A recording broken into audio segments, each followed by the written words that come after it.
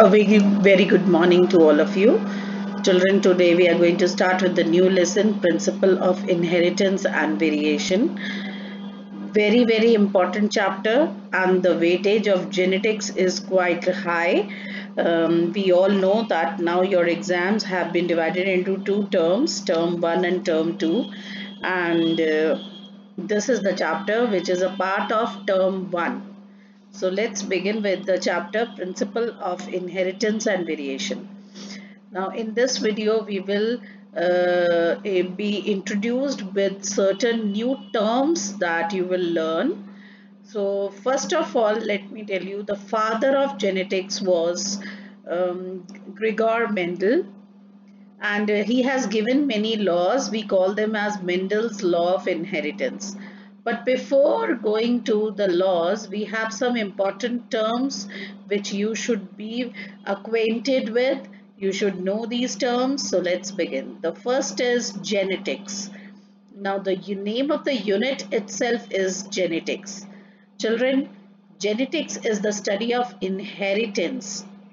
Whatever you have got from your parents or from your grandparents or from your forefathers, that is called inheritance, heredity and variation. Now heredity means the characters which are passing on from one generation to another generation, and variation when some of the characters are not same. Please mark my words, they are not same in every generation, and this is because of this that the progenies are little bit different from their parents. So variation. So study of inheritance, heredity and variation of characters or study of genes and chromosomes is called genetics. Then when we come to the word inheritance, children, transmission of characters from parents to the progeny. That is, progeny means the younger ones, okay, or the next generation. It is the basis of heredity. Next we come to variation, difference between the parents and the offsprings. You know, see, they have given you certain examples. Difference between parents and the offsprings, and this difference is only because of variation. Then there is a word called character. Now a heritable feature among the parents and offsprings. A particular feature which is heritable, that means which will be passed on from parents to the offspring, is called a character. Now there are many characters. One of the example can be eye color.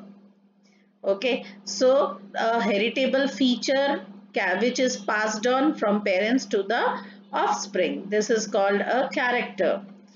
Then there is a term called trait. Now children, the character, the change in the character or the variance of a character is called trait. Now eye color is one character, but this eye color could be brown, this could be emerald, this could be blue, this could be gray.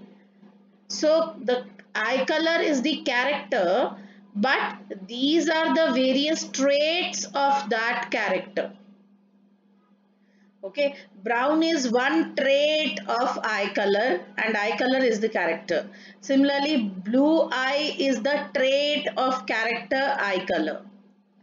Understood? I hope things are clear now. So these terms are important because these will be used up in the chapter. Then there is a term we call alleles or allelomorphs. Now to explain this, children, you have to understand alternative forms of gene. Now for example, they have given you an example. T, capital T stands for tall. This you have done in class 10th also. And small t stands for dwarf. And both of them are alleles of a gene which is representing a character of height. Now height is a character. Height is a character. and it has two traits, or it has two alleles. One represents tall height, capital T represents tallness, and the other one is small t, which represents dwarf. But both of them are alleles for the character, which is height. But if now you see here, we all know that chromosomes always occur in pair, right? So if both the characters, both the traits of height is a character, and if on both the chromosomes I have got capital T, then I will say that this is homozygous.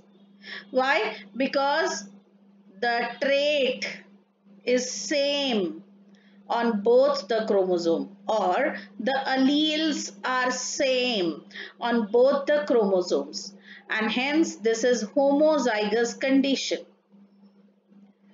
Okay, this is homozygous. So let me show you what is homozygous. The definition you can see: condition in which chromosome pair carries similar alleles of a gene. Now height is a gene. You know, height is a character, and for this character there is one gene. Height is a character, and for this character there is a gene. Okay, and this gene contains two alleles, and both of them are same, both of them are capital T, and because of this we call this to be a homozygous condition. Homozygous are also known as pure line or true breeding. Now this capital T is homozygous condition. This is also homozygous because both the alleles are same. This is also homozygous, both the alleles are same. This is also homozygous, both the alleles are same. But here in this case you see, again the character is same. Character has not changed. What is the character?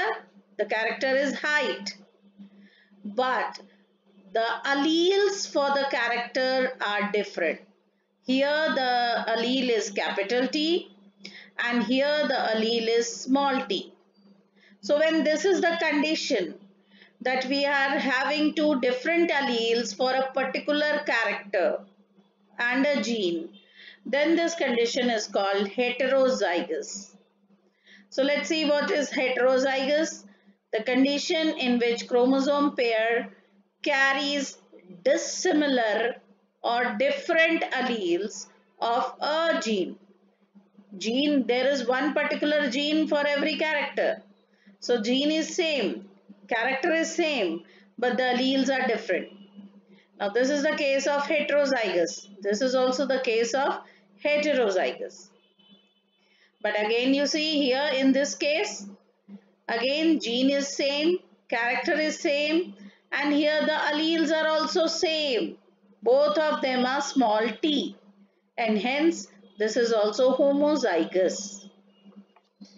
So I hope you understood what is heterozygous and homozygous. Next important term that we will use here in the chapter is dominant character. Now children, they have given you some examples here which represent which one is the dominant and which one is the recessive. As the name suggests, children, dominant means which will express itself, this is dominant, and which will not express is recessive. Now cleft chin, you see there is a cleft here in the chin. This is a dominant character.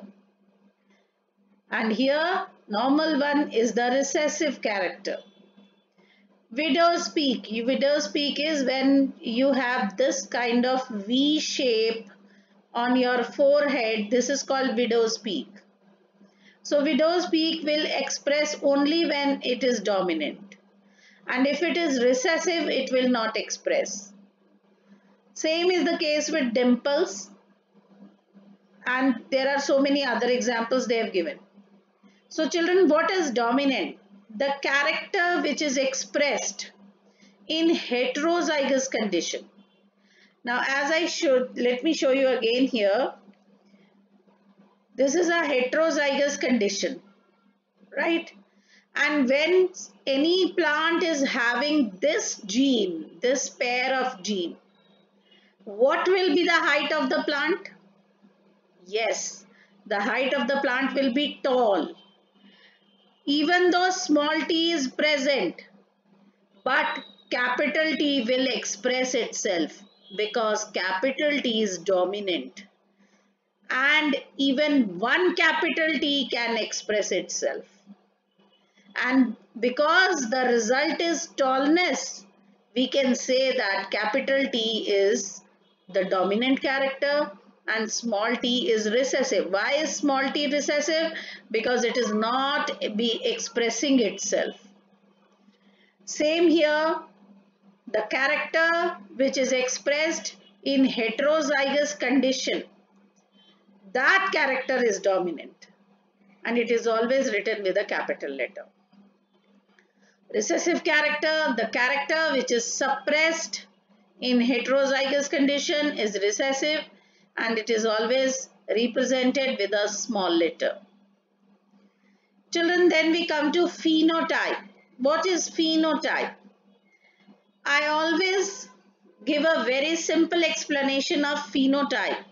Phenotype means visible character or the actual result that we see in an individual. That is the phenotype. It means whether the height will be tall or it will be dwarf, the eye color is brown or the eye color is blue, whether it will have cleft chin or it will have no cleft chin. These are all phenotype characters. I am not bothered about what gene are they carrying. I am not, whenever I notice phenotype, I always see the visible character or the result. If I can see the height of the plant is tall, then it is quite visible, the height will be visible and we will say that this is a phenotype character. I am not bothered about what kind of gene are present.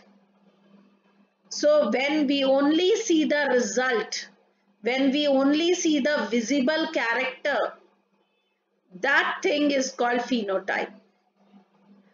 But now if I want to see the genetic composition or constitution of the character, then I want to talk about genotype. For example, children,